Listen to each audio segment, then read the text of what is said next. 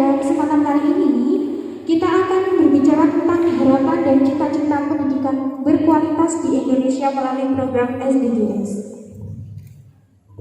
SDGs adalah sebuah kesepakatan pembangunan baru pengganti MDGs yang berlaku mulai tahun 2015 dan juga 2030. Di sini kita akan membahas bagaimanakah SDGs itu 5 tahun yang berlalu ini dan 10 tahun yang akan datang.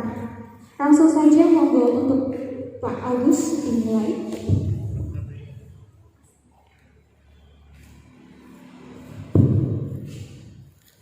Bismillah, Assalamualaikum warahmatullahi wabarakatuh. Terima kasih Mas Dik yang telah memberikan kesempatan pertama kali. Yang terhormat Pak Sultan atau Pak Sultan yang sudah sebetulnya kalau sudah ada Pak Sultan selesai sudah. Tanpa saya sudah selesai. Hanya saya sebagai pemanis pada diskusi atau salah kali ini aja ya, pasti ya.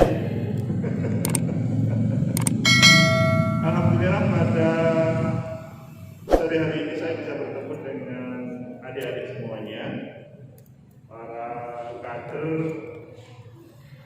himpunan mahasiswa Islam di Al-Farabi, mungkin juga beberapa komisariat dan cabang hadir di sini.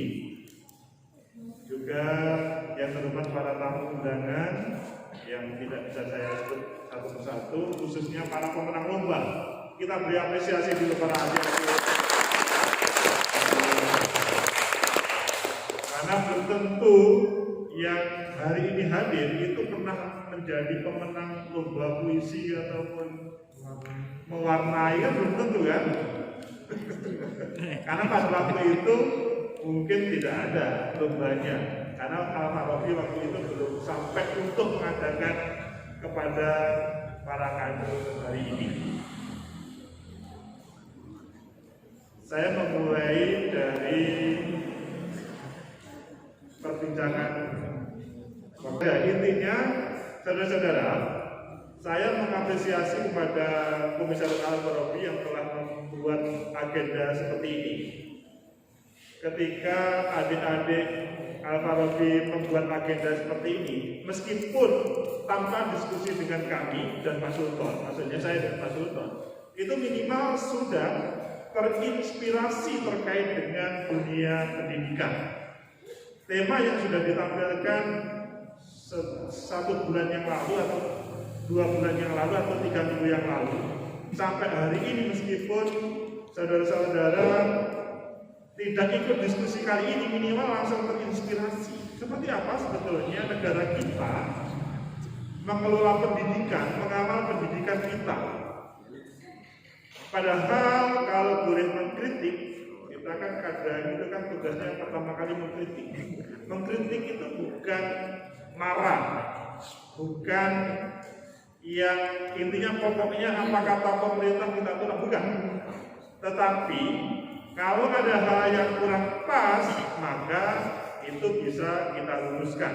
Dan pada saat ini, kalau boleh mengkritik, apakah betul SDGs, MDGs yang menjadi tema luar biasa, taruhlah untuk menghadapi pemberantasan kemiskinan, pemberantasan, wah terima kasih, ini program SDGs ini.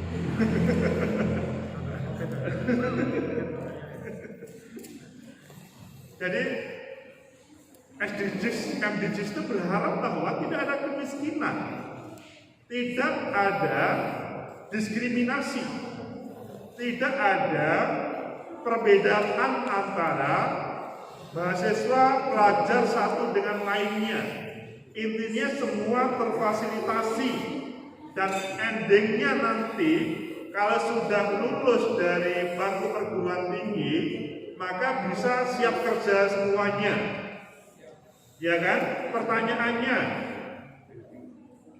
apakah kakak-kakak kelas saudara ini komisaris Al-Farabi itu dari fakultas apa saja? FKIP, terus FKIP saja. Oke. Apakah para alumni FKIP sesudah lulus langsung difasilitasi oleh pemerintah ke dunia kerja? Tidak, belum. Mencari sendiri. Nah, ini merupakan secara tidak langsung pemerintah belum menjawab terkait dengan hal itu. Mungkin kalau pemerintah ditanya, loh, kami tidak begitu. Pemerintah itu hanya ingin memfasilitasi supaya mahasiswa, pelajar itu kalau sudah lulus langsung siap ke dunia kerja dengan penampilan kreativitas, inovasi yang tidak harus menunggu rekrutmen sebagai guru ataupun dosen. Itu mungkin kata pemerintah. Lah, di sini selanjutnya terjadi perbedaan.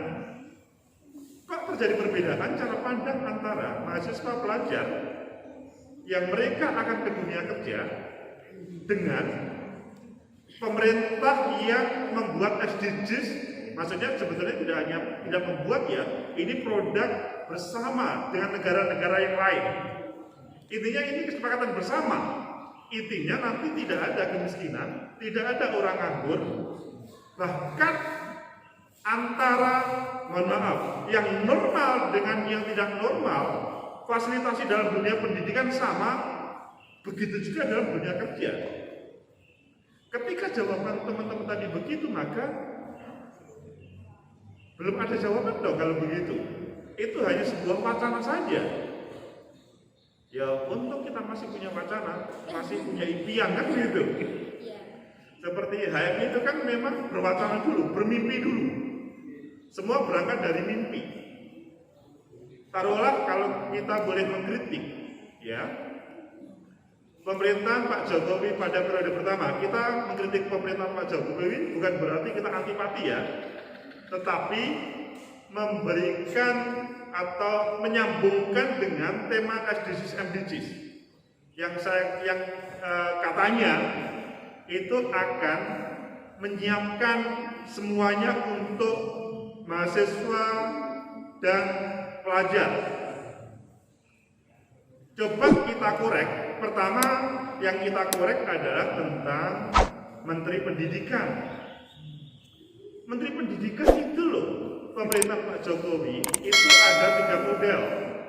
Ada modelnya Pak Anies Baswedan, yang itu sebetulnya awal kali bagaimana menampilkan SDGs MDGs ke seluruhnya. Dia mempunyai program pendidikan. Apa namanya? Halo? Indonesia Mengajar sampai ke pelosok. Mengapa Pak Anies Baswedan itu menjadi menteri? Salah satunya karena punya Indonesia Mengajar itu. Sampai pelosok-pelosok itu selanjutnya dekat tercover. Tapi tema politik itu selanjutnya menjadikan Pak Anies Baswedan diganti oleh Pak Menteri baru. Bukan karena keinginan Pak Muhadjir, tapi karena keinginan pemerintah. Yang mungkin pemerintah mempunyai pandangan yang berbeda. Pak Anies Baswedan dalam sekian waktu pada periode pertamanya Pak Jokowi belum begitu berhasil, maka diganti oleh Pak Muhadjir. Pak Muhadjir mempunyai kreasi yang luar biasa, sampai taruhlah salah satunya pada waktu itu jawaban dari SDGs MDGs adalah berbicara daftar ke sekolah itu tidak seperti dahulu. Kalau seperti dahulu itu ada sekolah favorit, ada sekolah tidak favorit. Pak Muhadjir Effendi tidak ada perbedaan SMA 1 Negeri Ponorogo sama SMA Negeri 1 Pulung sama. Akhirnya basisnya basis apa namanya? Zonasi. Itu yang ditampilkan oleh Pak Muhadjir untuk menjawab SDGs sama MDGs tersebut. Intinya bahwa SMA 1 Sambit, SMA 1 Jetis, Badekan, sama SMA 1 Ponorogo dan SMA 2 Ponorogo sama. Karena apa? Kalau modelnya, maksudnya kualitasnya berbeda, bisa-bisa SMA 1 yang kecamatan itu nggak laku. Itu tidak terjadi hanya di Ponorogo, di seluruh Indonesia. Sehingga targetnya adalah seluruh pelajar. Selanjutnya nanti kalau kuliah, seluruh mahasiswa siap ke dunia kerja. dengan inovasi dan kreasinya. Tetapi pada periode pemerintah Pak Jokowi Ma'ruf Amin, selanjutnya digantilah menteri yang baru pendidikan, Pak Nadiem Makarim, ya kan? Apakah programnya melanjutkan programnya Pak Muhadjir? Tidak. Ini yang bermasalah ini adalah SDGs MDGs atau kekuasaan atau menterinya atau mahasiswa sama siswanya. Itu yang perlu kita bahas kali ini. Karena kita salah sehat. Kalau berbicara secara sehat itu semua punya hak untuk ngomong. Bukan saya sama Pak Sultan saja. Iya kan? Nanti semuanya ngomong karena kader HMI itu punya kreativitas inovasi untuk menjawab terkait dengan tantangan tersebut. Sehingga kalau saya boleh melanjutkan kritikan tadi, pemerintah belum bisa sinergi antara pemerintahan Pak Jokowi periode pertama dan periode kedua. Meskipun saya tidak melihat yang negatif, saya tidak menampilkan negatif tentang pemerintahan kedua, maksudnya di bawah Pak Nadiem Makarim ini.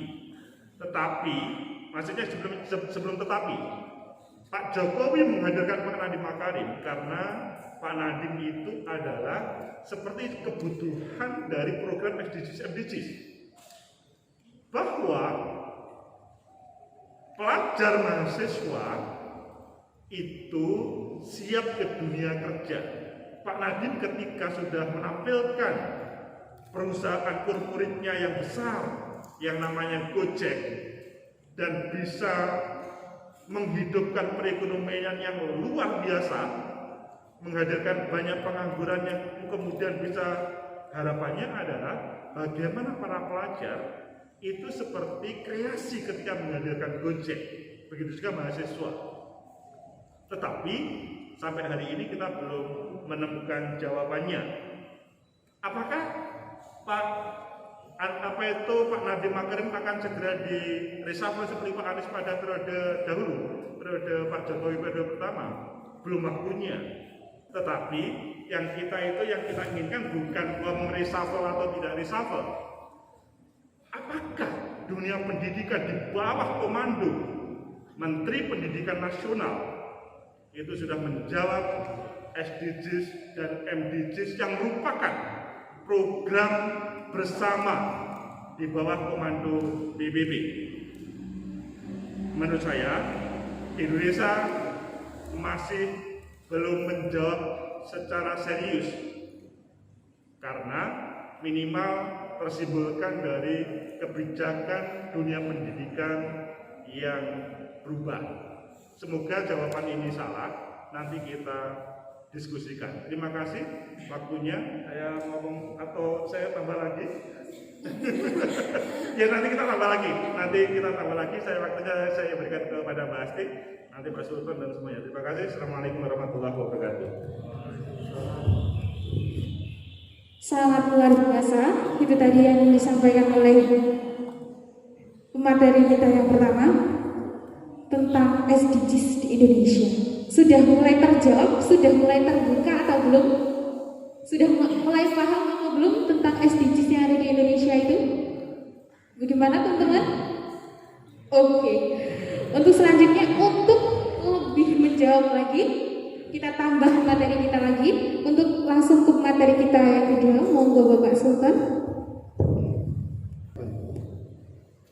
Bismillahirrahmanirrahim. Assalamualaikum warahmatullahi wabarakatuh. Waalaikumsalam warahmatullahi wabarakatuh. Ya, benar Mas Agus dan juga kader-kader TNI, Komisariat Al-Marufi yang saya sampaikan, alhamdulillah.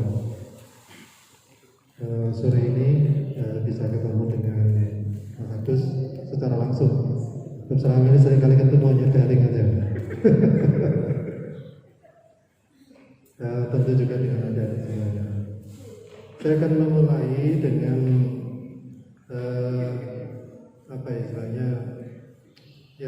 semacam saftir itu ya, sebuah ejekan terhadap arah pendidikan di Indonesia.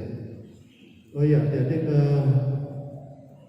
SDG ini sebetulnya adalah penyempurnaan dari program sebelumnya yang juga di-launching oleh PBB yang kita sebut dengan MDGs.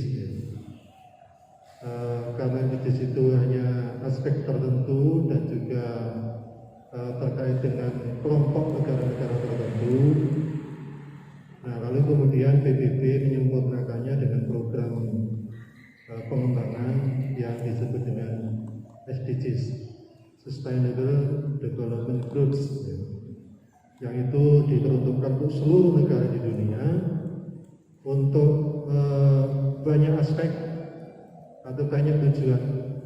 Dan salah satunya tujuan yang keempat yang diangkat oleh kawan-kawan Al-Farabi ini adalah tujuan tentang pendidikan yang berkualitas untuk seluruh bangsa, seluruh generasi, yang salah satunya tadi menjawab berbagai persoalan yang disebut oleh Mas Agus tentang kemiskinan, kesenjangan, dan sebagainya.